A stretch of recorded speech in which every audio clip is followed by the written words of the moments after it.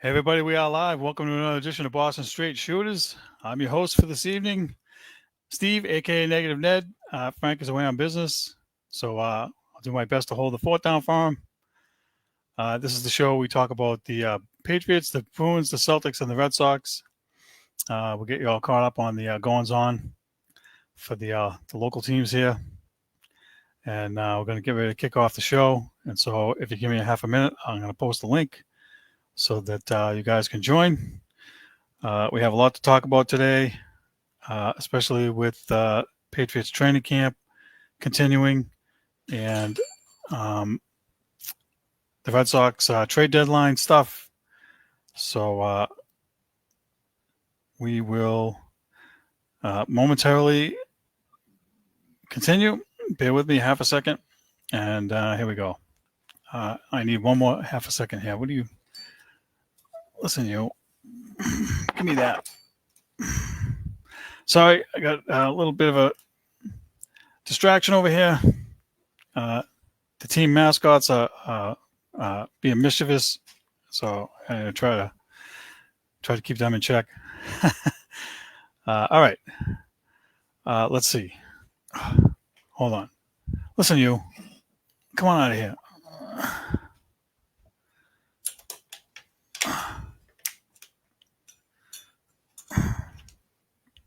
Dang it. Okay. Sorry about that. Hopefully that's it. Okay. All right, I lost my balance. If you're a Three Stooges fan, you kind of get that. All right. Let's see. All right. So we're going to start with Patriots training camp. I think this is day 8 today that they did.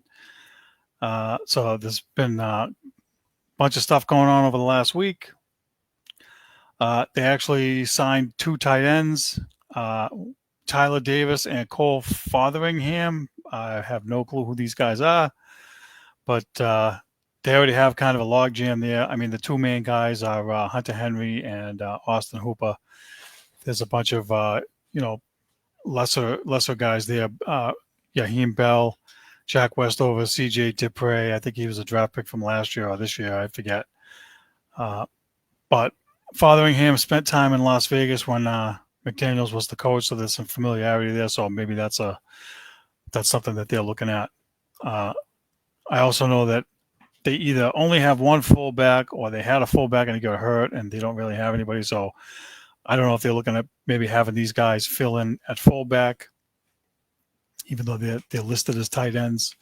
I know that sometimes those guys, they do multiple positions, they get moved around. So that's probably an option for them.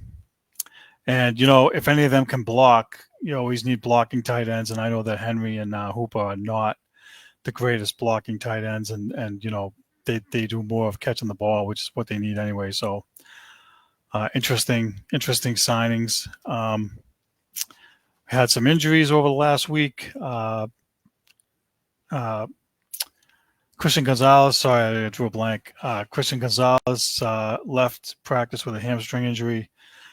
He's not expected to practice for a little bit more coming up. Doesn't sound like it's a major injury.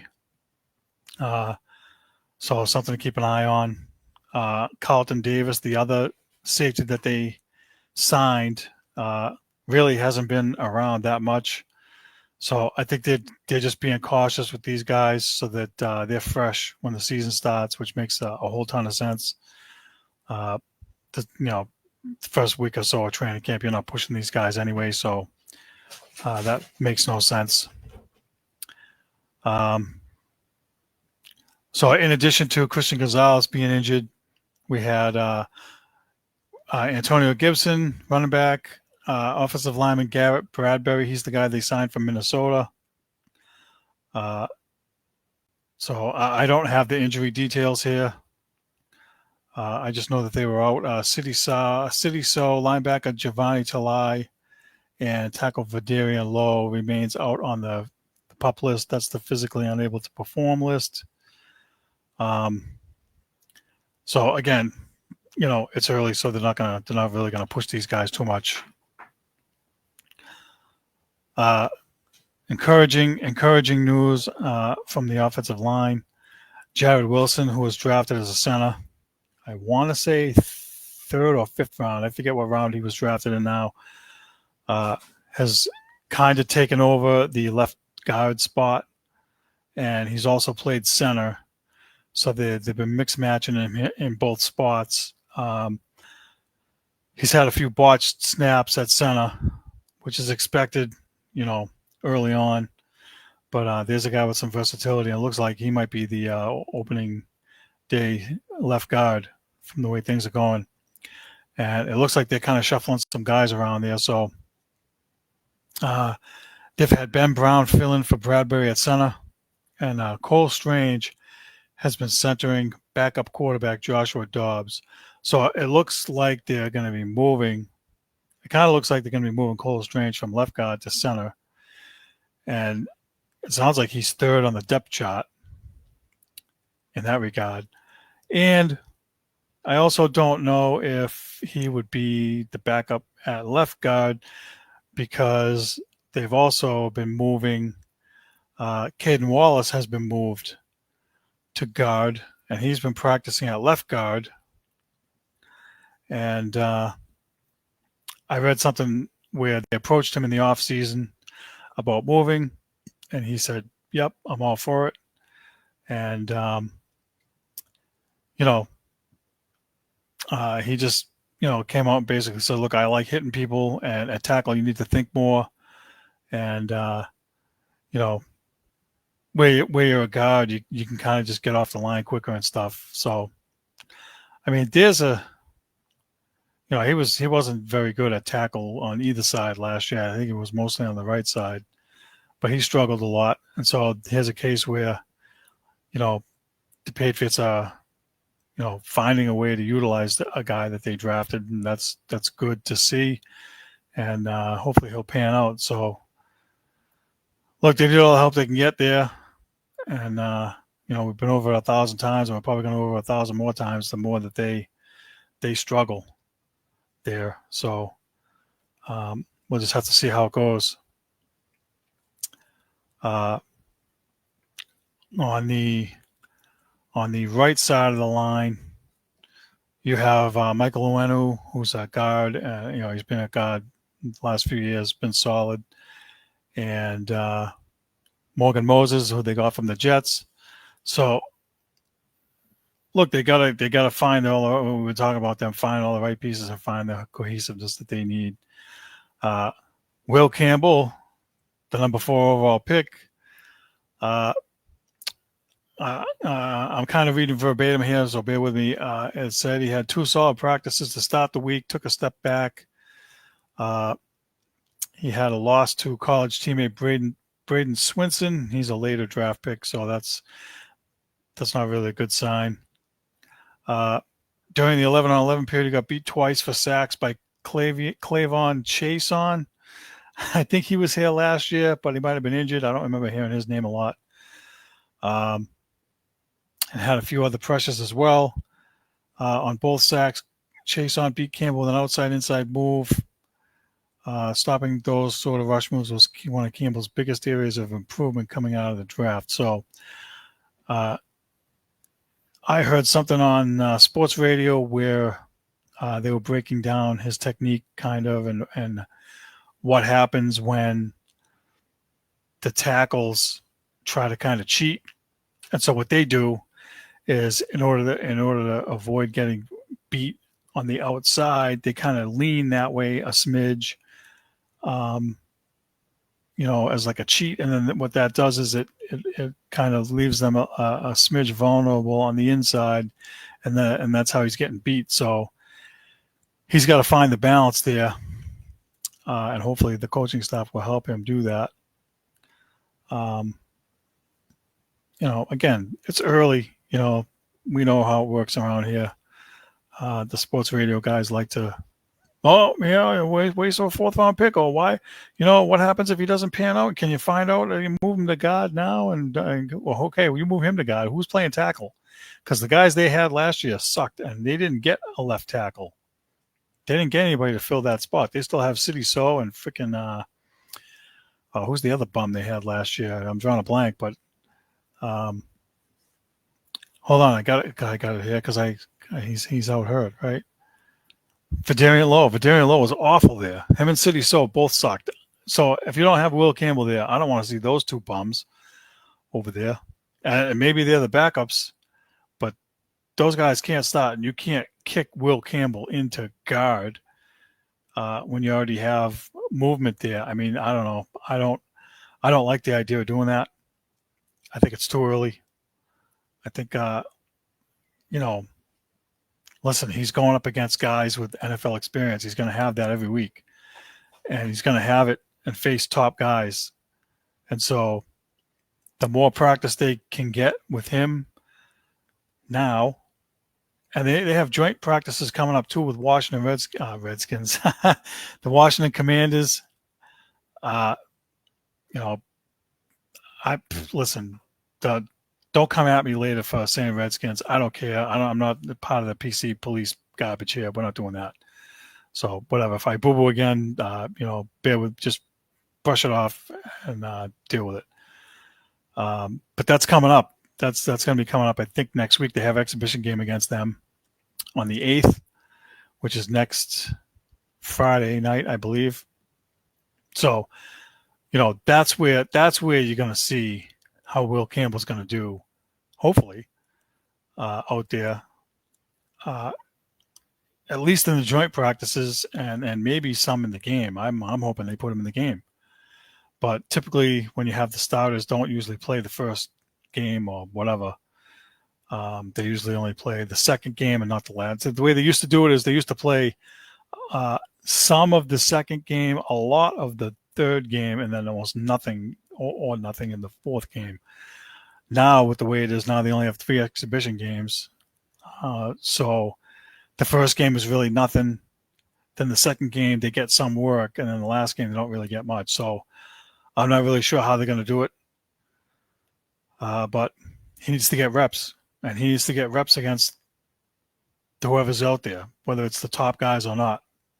So I'm looking forward to seeing improvement from him and hearing that he's improving, as we go forward.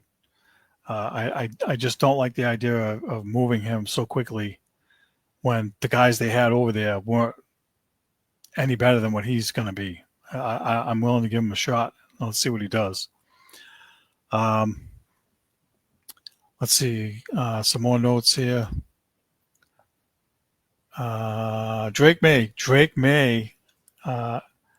has yet to throw an interception through these practices, so that's a good sign. He's taking care of the football. He's not turning it over. That was a big bugaboo for him last year. Again, some of it's walkthroughs, some of it's not pads and whatnot. I get it, but I think he's only had 1 or 2 throws that were like almost picked.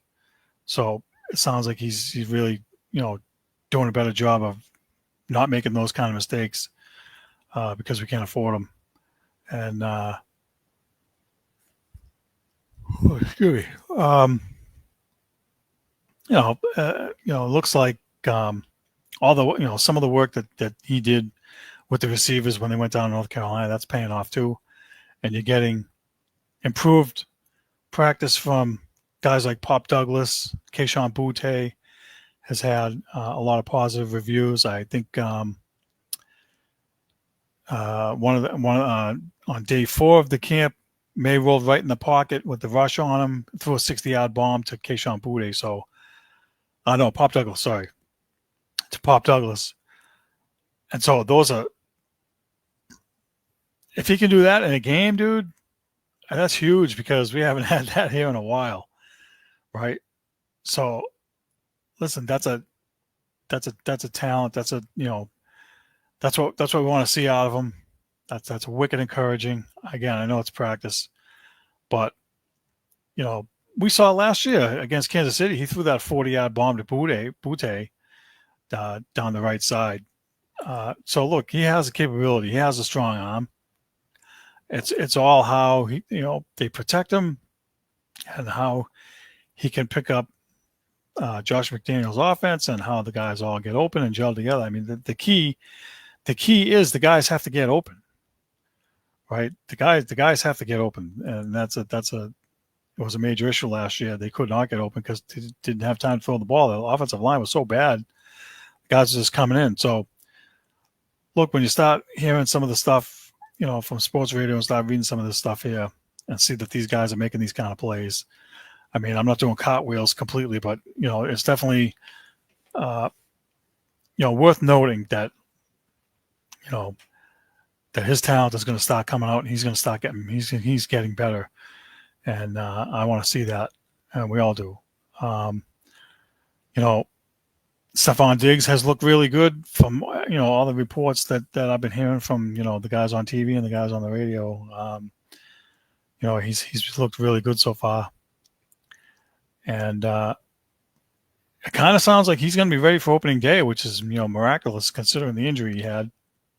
And much needed. If he can stay healthy through training camp and exhibition season and all that, and he's good to go on week 1. That's fantastic news. Guy I haven't really heard a lot about that kind of worries me is Kendrick Bourne. I do like him a lot, and so I hope he's not on the bubble or, they're thinking about cutting him because I think, when they whittle it down to, 6 or 7 guys being left here, I'm hoping that he's one of those guys left.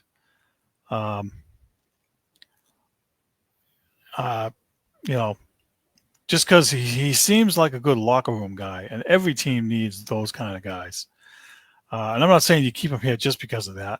I mean, he has to perform, right? But we saw times where, he was in the doghouse with Matt Patricia, and then, when they would use him, he'd get like a 40-yard play or, pick up a first down. I mean, experienced, veteran guy. I just don't like the idea of him not getting an opportunity to stick with the team when they need all hands on deck. They need whatever they can get. If they're not going to trade for another guy, obviously at this point, where it's this late, and you're not going to sign anybody, and the whole the top free agents are all gone. I think he deserves more opportunity. Now, maybe they're holding him back, or he's not part of the packages yet, or whatever. I don't know, but I haven't heard a lot about him, so I'm hoping to hear more and see more from him going forward as part of the group.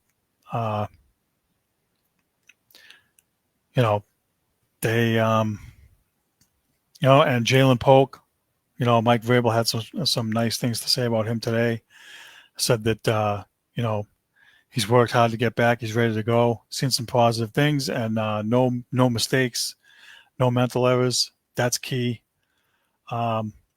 Offensive line, both Michael Onwenu and Morgan Moses there, they both had false starts. So that's going to be something to watch when they have the joint practices too. Excuse me. If anybody remembers last year when they had the joint practice against Philadelphia, 14 of the 15 plays they ran would have been sacks for Philadelphia. That's how putrid the line was. And, I want to hear that number was like half or a third of that number this time around. And if we don't, then, man, it's going to be long. And I'm not looking forward to that. So, listen, it has to be better. It has to.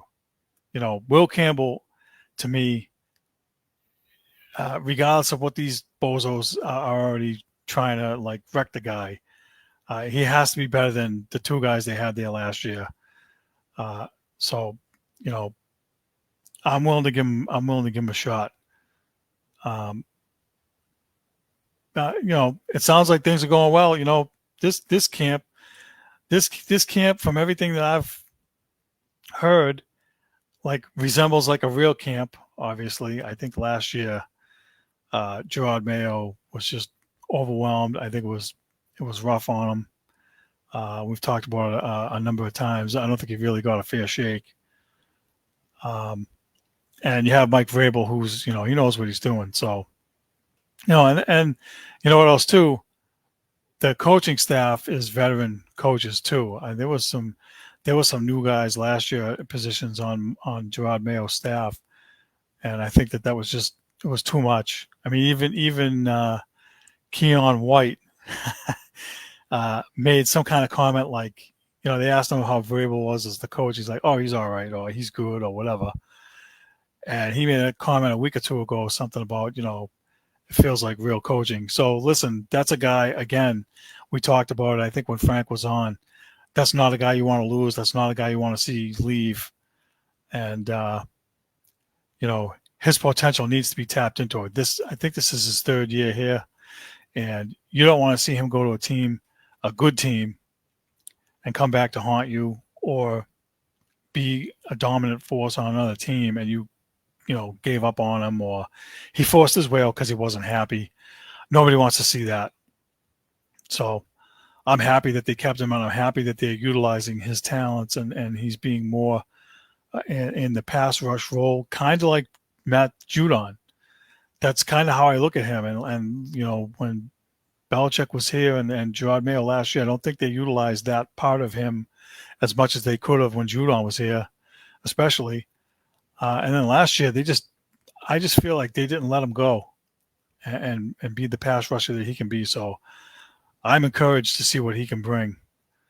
And, those guys don't grow on trees. So I'm not saying he's going to be a double-digit sack guy, but if he can be 7, 8 sacks, and get pressure a lot and make tackles in the backfield, that's huge. I mean, he already came out and said, I don't want them to get any yards. That's our goal. Our goal is not, he basically said, hey, look, I understand they're going to get yards, but the goal is 0 or negative. And so that's a great attitude. I'm happy to hear that. So, more training camp coming up. I think they have a practice tomorrow night. And, we'll just have to see how it goes. And hopefully nobody else will get hurt. They can't afford to have major injuries for sure. I know some guys in some different training camps have already lost guys due to ACL tears and stuff. And, that derails, it can derail your season quick. So I don't know. I'm encouraged, and I'll say this on the record for Frank, even though I'm encouraged, I am not putting them in double-digit win category yet, Frank. I'm still in the 8-9 win category. So no, and no yet on that. So just in case you're watching, or just so you're aware, we're not going there just yet. All right, let's move on. We're going to move on to the Red Sox. The Red Sox at the trade deadline. But before we get into the trade deadline, we will talk about the week that they had was actually a better week than I thought they were going to have, when I thought they would lose 4 out of 6 because they were playing the Dodgers, and because the Twins took 2 or 3 from them earlier in the year in May. And they actually surprised me and took 2 out of 3 from the Dodgers, and they took 2 out of 3 from the Twins. And, they put themselves back. They're in second place in the wild card race. I think they're a half a game ahead of Seattle. Seattle's nipping at their heels for the second spot. So Seattle's in third, and Texas is behind them. So listen, this log jam stuff, there's going to be a log jam there for the rest of the year. That's the way it's designed. They want, 6 or 8 teams to be in the wild card hunt through the last week of the year, and it has worked. And hopefully the Red Sox won't fall off in August like they have the last couple of years, where they only won 40-something% of their games. And, that's going to remain to be seen. But I will say that, they've definitely changed something over the last month and a half or so, 2 months, because I see them striking out less. Not that they've had no games with double-digit strikeouts, but the strikeouts are definitely less. They're definitely hitting better in most of the games with runners in scoring position. They're going more for hits and not, the launch angle nonsense with the drive line guys. Pitching wise, I think they've changed some things too. I mean, I still think that some of the guys will struggle against good teams like Lucas Giolito struggled against the Dodgers. Brian Bayo might struggle against a team like that. But Brian Bayo pitched good yesterday against the Twins. They're not really going anywhere. But I want to say Bayo is 8-5, and his ERA is in the low threes. I mean, that's good and much needed. And so, look, they have to continue to beat the bad teams. They can't lose 2 out of 3 to teams like Chicago, Kansas City, teams that are not in the playoff hunt. The Twins, they have to continue to get those W's. And if they can get split. Earlier on they lost 4 out of 6 when they played the Cubs and the Phillies. They come back, they beat the Dodgers 2 out of 3.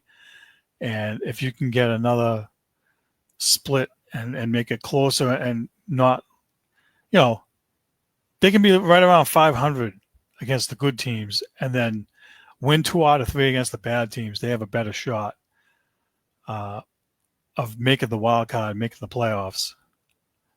However, I will say this about the trade deadline. Here we freaking go again. I'm sure I'm not alone here in saying that I'm extremely disappointed that they did not do better. I'm not surprised because I kind of predicted it. I kind of thought that they would not really add significantly to the roster to make it better. And of course they did not. They don't want to spend money. We've been over 1,000 times. But I'm going to do.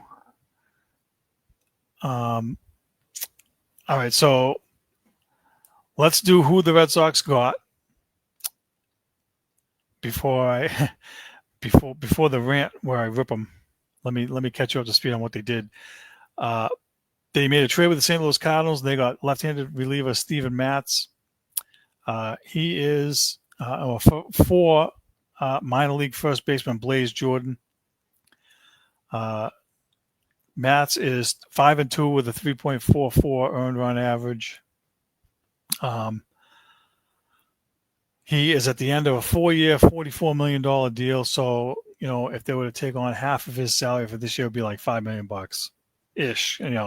Not exact, but somewhere right around there. And then he's a free agent. He's gone at the end of the year, and they don't have to worry about, paying him $11 million next year. So, I'm not upset with that move. I mean, they did get 2 relievers last year that didn't pan out at the deadline. They definitely needed to add an arm in the bullpen because the guys that they have are A, getting taxed, and B, not good enough. I'm going to freaking watch, Zach Kelly and Greg Wiesert cough it up, and now we're watching, unfortunately, Jordan Hicks cough it up. They definitely, and Bernardino, for as good as he's been overall, he's been overused, and it shows when he comes in. You can see it right away. And so I'm hoping that he'll get helped. So they're never going to have enough pitching. We go over it a million times. So this is a move that should help them somewhat. Again, not a great move, but definitely one of the needs that they had, because they did need to get a good arm, or I'll say a decent arm, not a good arm. They needed to do something there, and they did. Now we move on to the second deal that they made, and they acquired right-handed pitcher Dustin May from the Dodgers, minutes before the deadline. Of course, they had to push it right to the last second. And they traded James Tibbs and outfielder Zach Erhard. I don't know anything about them other than Tibbs was one of the prospects that was traded here for Rafael Devers, so they've moved on from that piece. And they have a 25-year-old pitcher who this year, 18 starts, 1 relief appearance. He has a 4.85 ERA. I forget what his record is, but not the piece that they needed. We've been hopping on this. They needed a number 2 guy behind Crochet, and in my opinion, they didn't get him.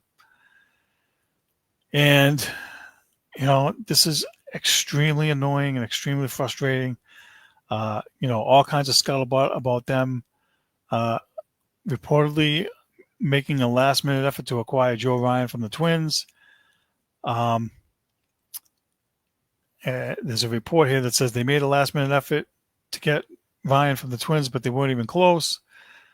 And there was actually a report made by Fox Sports that actually had Joe Ryan in a Red Sox uniform, and it was per I forget the guy's name, John something or other, reporter. I'm sorry, I don't have it in front of me.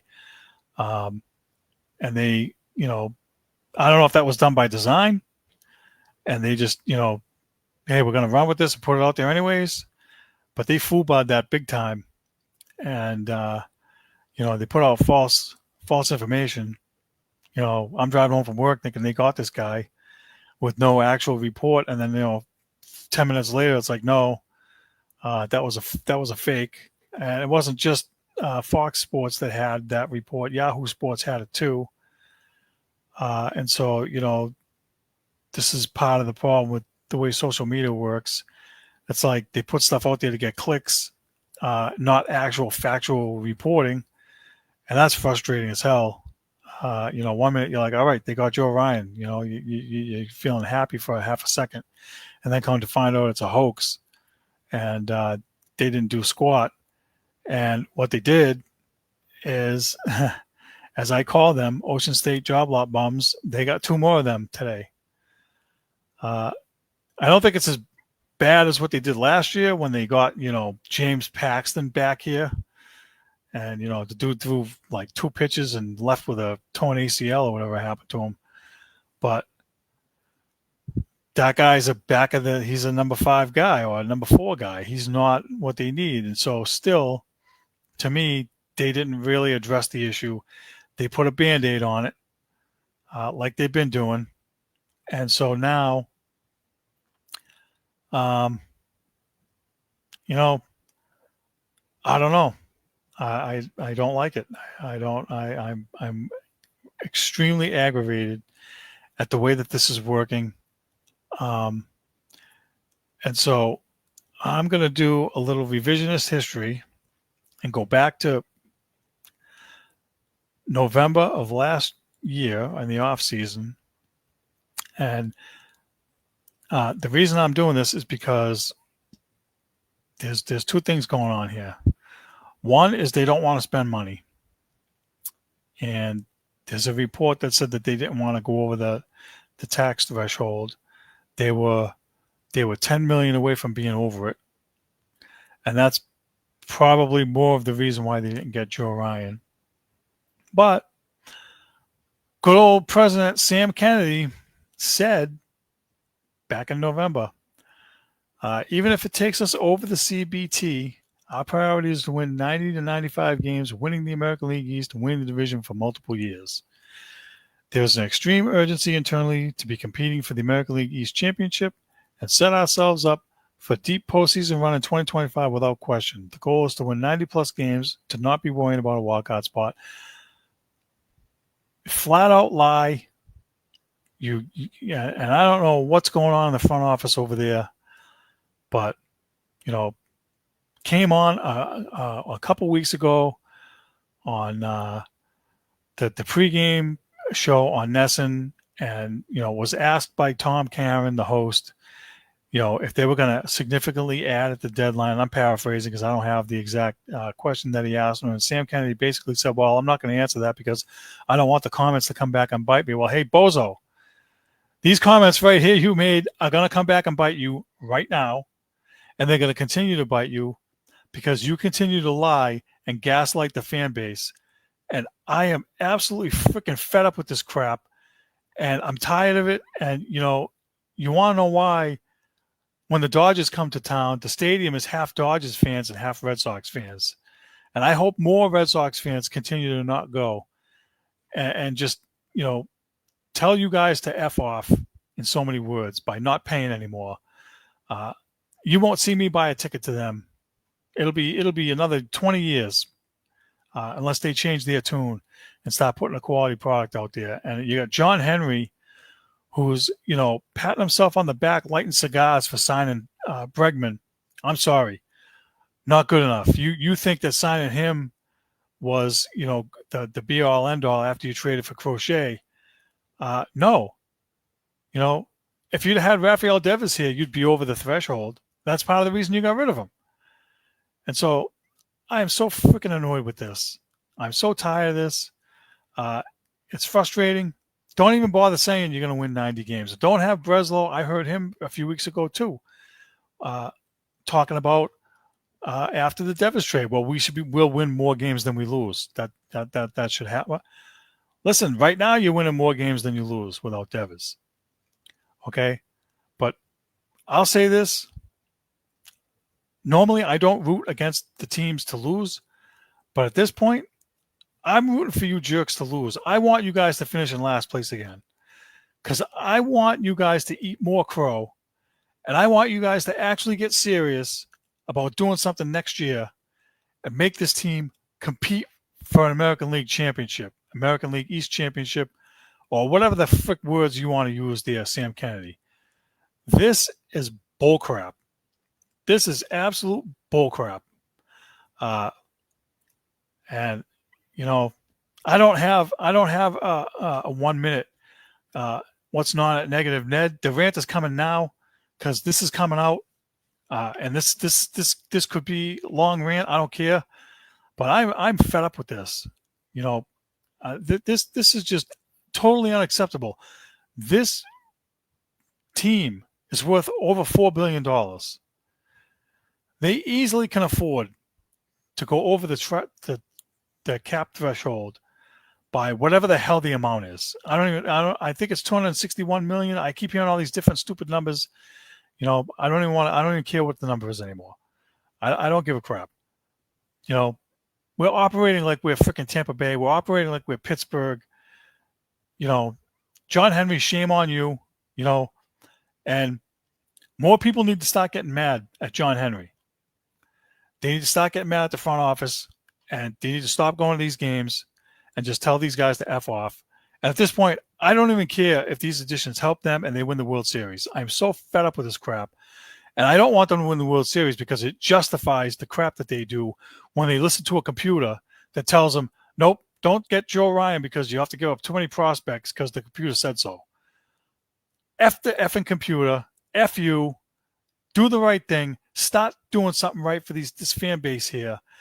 And get serious about winning American League East championships and getting to 95 wins. And stop screwing around. I'm so mad right now. I'm freaking pissed off. I'm so sick of this. This is so stupid. And I got to sit here and listen to the reporters and the people on TV and whatnot. Like, I'm watching the trade deadline special on Nesson, and one of the guys turns around and says, yeah, well, they didn't get Joe Ryan, but, here's a guy they got that, maybe you use him instead of Walker Buehler, and he helps. I'm like, how about effing no? Dude, how about get me freaking Joe Ryan? Get me a freaking ace, a number 2 guy. Especially now where they push Garrett Crochet back and they're worried about his workload. What happens if he goes down? And now you didn't get the number 2. And you got Buehler and this guy, Day, and some other Ocean State job lot bums you got to call up from freaking Pawtucket. Worcester, sorry, not Pawtucket. Complete horse bleep. You know what I mean? This is bull crap. This is the third or fourth trade deadline in a row where they've not done what they should have done and really added. You won 10 games in a row. You held your own against the gauntlet coming out of the break. And you go and add a number 5 starter and a bullpen guy that's like marginal bullpen help. Listen, this is not acceptable. People need to stop accepting this garbage. People need to stop going to the games. I'm so sick of this. And when I read stuff like this from Jeff Passan, who's one of the reporters, I forget who he reports for now. This is from a week or two ago. At this moment, the Red Sox are not inclined to engage in any large-scale deadline moves. Gee, you think? Chief Baseball Officer Craig Breslow has said the team wants to add after trading Devers, and while it would surprise no one if it did, Boston is an organization that deeply values operating efficiently, and a market like this is the epitome of inefficient. No, it isn't. You know what's inefficient? The freaking bozos running the organization. That's what's inefficient. The market's not inefficient. It's them. It's them and their driveline nonsense and all these stupid scouts and crap and baloney that they're bringing in here and, valuing all these prospects and listening to a stupid computer. Computers can be wrong. I'm sorry. The computer's wrong. Screw the computer. You know what? The computer's the one that said start Christian Campbell at second base, not Bregman. And look what that did. After that, I wouldn't listen to the computer again. I freaking throw it out the window.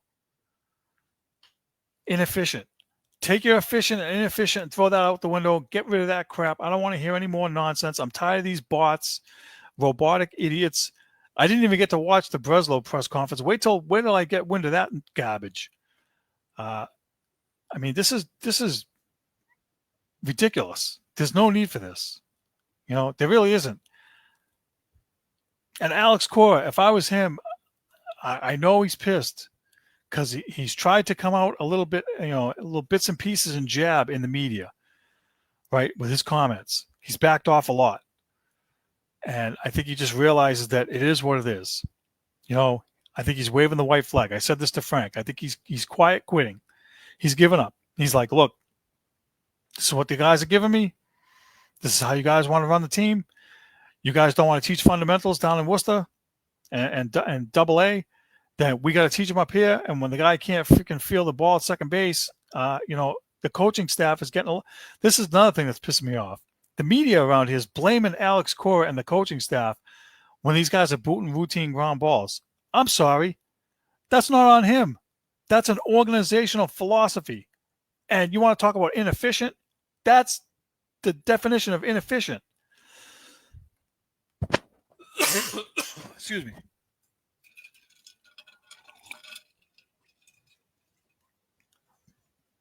You're giving Alex Cora incomplete players and then saying, here, fix them.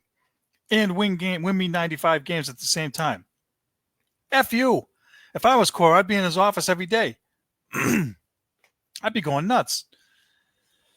And the only reason he's not is probably because he's making $7 million and he realizes that it's not going to change.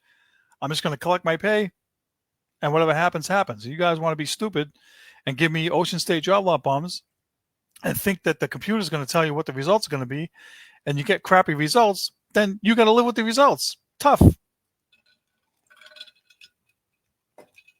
That's what I'd tell him. So I'm very angry right now. I'm tired of going through this. For the players' sake and for Alex Cora's sake, I would say I don't want them to tank. I don't want them to lose for their sake because, again, Alex Cora is getting more out of the bums that he's getting. And I will say that the roster has talent. Okay? It has talent to be 500. But it doesn't have talent to win championships. That's the difference. That's what's at issue here. I don't have an issue because Roman Anthony is up here. He's fine. He's playing good. It's good to see that they have talented guys coming in. The issue is The issue is when they sell you that they're going to go over the CBT and they're going to spend money and they're going to win 95 games, and then they go get these freaking bums and don't do anything. That's the issue. And now I'm hearing today, I heard on sports radio today, Marcelo Maya, who's out with a wrist injury, is basically 3 at-bats away from being from having his service time, so to speak. And I can't articulate the service time thing very well yet because I only heard it on the radio and I haven't dug into it. But apparently, if he doesn't get the next 3 at-bats that he needs, and they don't play him the rest of the year, and he doesn't play X amount of games, then the Red Sox get to control him for an extra year. And Frank and I did talk about this. Frank asked earlier, a while ago, about that. Are they being cheap? Are they doing this? And yeah, they're doing this because they're stupid. And so what they did is they banked on Christian Campbell getting Rookie of the Year. After he had Rookie of the Month in April, they were like, okay, we'll get one guy this year, and we'll get a Rookie of the Year guy, blah, blah. And they were going to probably keep Maya in Worcester all year so they could gain his extra year of service time. And now, because they had to send Christian Campbell back and they had to eat crow because they had egg on their face, now you got Maya, who came up and played decent. I would say not great. Defensively, pretty good. Better than Campbell and better than David Hamilton. I think he played pretty well there. But now they don't want to give him 3 stupid at-bats so they get another year to control him. This is the kind of stupid crap. And I'm getting sick of hearing operating efficiently. It's not efficient. You're shooting yourself in the foot. You're cutting your nose off to spite your face is what you're doing. And you're being stupid. And so you're telling me now I have to watch David freaking Hamilton for the rest of this year, right? Booting routine ground balls and making boo-boos because you don't want to pay Marcelo Maya an extra year, or you want to control him for an extra year? How stupid. You're better than this. The guy's young. He's in the lineup. He's playing decent. He's making an impact. Let him play. Jerks. So annoying. So stupid. I mean, just I'm just dumbfounded by all this. I can see small market teams doing this. Miami, Colorado, Pittsburgh, Oakland, whatever the hell they're going to be called when they move. Las Vegas A's, I don't know. But, Tampa Bay. I mean, I get it. Some of those teams have to operate that way, but you don't. And you've been around long enough. And so we're going to beat this to death again at the end of the year, I'm sure, because they're not going anywhere. And all the talk is going to be about how they don't spend money. And then Sam Kennedy's going to come back on here and give us this garbage because I'm going to pull it up again. And I'm going to keep hammering him. This not win 90, 95 wins and, there's a sense of urgency. There is no sense of urgency. Their sense of urgency is to operate efficiently and listen to a freaking computer tell them what to do. That's what their MO is. And the owner is giving them a salary threshold and saying, you guys can't go over this, no matter what. And so I expect them to fall. I expect them to fall flat. I'm expecting them to fall flat somehow. Somewhere along the line, they're not going to get the results they're looking for. And that's what happens when you don't do things the right way and add what they should have added. I mean, every other team made significant additions, not these Ocean State job lot bum additions. The Yankees made significant additions. Seattle made significant additions. Texas made a significant addition at the deadline. Those are all teams you're fighting for playoffs. Toronto made an addition. They're in first place. Detroit made additions. They're in first place. Houston made additions. They're in first place. All the teams in the American League all made significant adds. You did not. And you continue not to. So if you're 81 and 81 again at the end of the year, And whether you finish in fourth place or fifth place or whatever it is, then you get what you deserve. That's all I can say about it. You get what you deserve. Too freaking bad. Uh, I'm at wit's end with this. I don't even know what else to say. I mean, this is just it's wicked frustrating. They have talent. They've improved. Uh, they have played better since Roman Anthony has been in the lineup. They're playing at like a 628 clip, which is really, really good. If they did that for the rest of the year, they may win 90 games. But as of right now, they're on pace for, I think, 86, maybe 87. And I'm going to stick to my early season prediction in spring training or in March, whatever the hell it was, and say that they're going to win 88 games, miss the playoffs. And that's exactly what it's going to be. And then Sam Kennedy's going to eat this. He's going to eat this quote all winter long. So too freaking bad, Sam. Don't say stupid things and don't do stupid things. Shame on you. Stop gaslighting the fan base. It's just it's ugly, and just keep quiet. Don't freaking say anything between you and the other idiot, Breslow. You guys shouldn't just don't talk. Don't say nothing. The only words coming out of your mouth is we're not doing anything significant. That's what you should say. At least everybody knows where you stand. That's it. Done. End of story. All right.